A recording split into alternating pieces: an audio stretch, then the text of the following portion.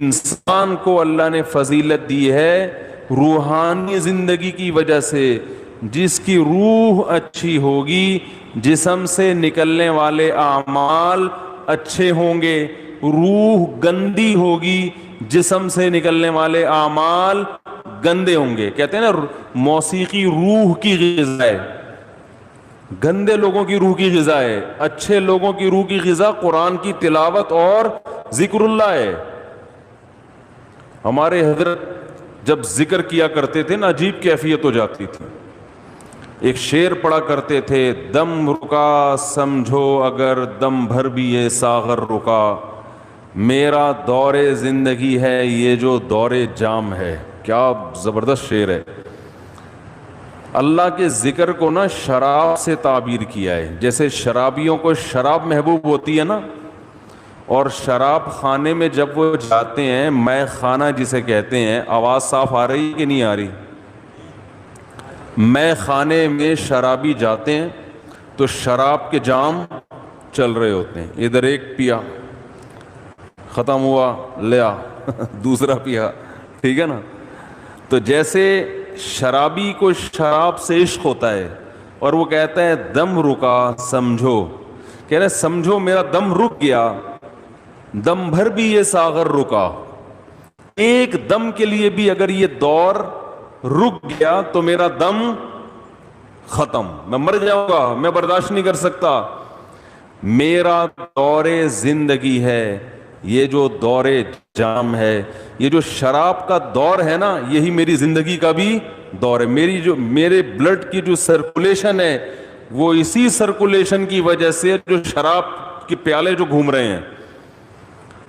تو حضرت اللہ کے ذکر کے بارے میں یہ شعر پڑھا کرتے تھے کہ اللہ کے ذکر کی ہمیں ایسی لت پڑ گئی ہے, ایسا چسکا لگ گیا ہے جیسے شرابی کو شراب کا چسکا لگتا ہے.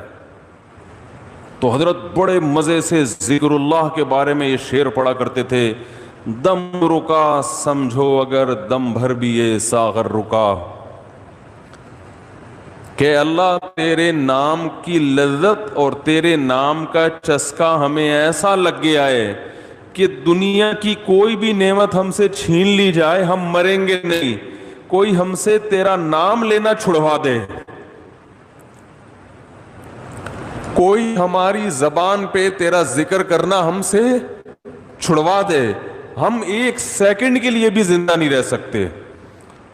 یہ کیفیت ہوتی کس کی بھائی؟ اہل اللہ کی, جن کی روح پاکیزہ ہوتی ہے.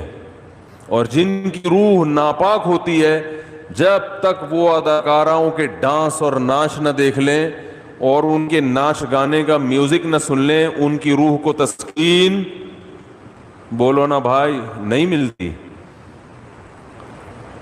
تو روح کی بات ہے. جیسے ہیروئنچی کو اور شرابی کو اس کی باڈی کو تسکین ہیروئن اور شراب سے ملتی ہے, لیکن جس انسان کو اس گندگی کی عادت نہیں ہے اسے تسکین کے لیے شراب اور ہیروئن کا سہارا نہیں لینا پڑتا. اسے تو بدبو آتی ہے, اسے تو گھن آتی ہے. تو مسئلہ ہی سارا کس کا ہے بھائی؟ روح کا ہے. تو اللہ تعالیٰ نے جبریل علیہ الصلاۃ والسلام کے ذریعے انسان کی روح کو طاقت دی ہے.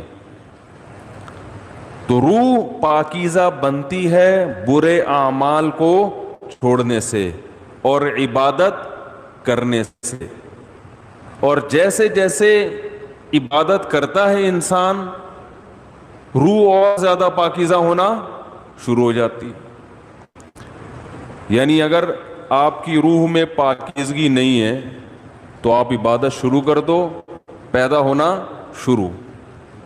اور جیسے جیسے پاکیزگی آئے گی, عبادت جو مشکل لگ رہی تھی وہ عبادت آسان ہونا شروع ہو جائے گی.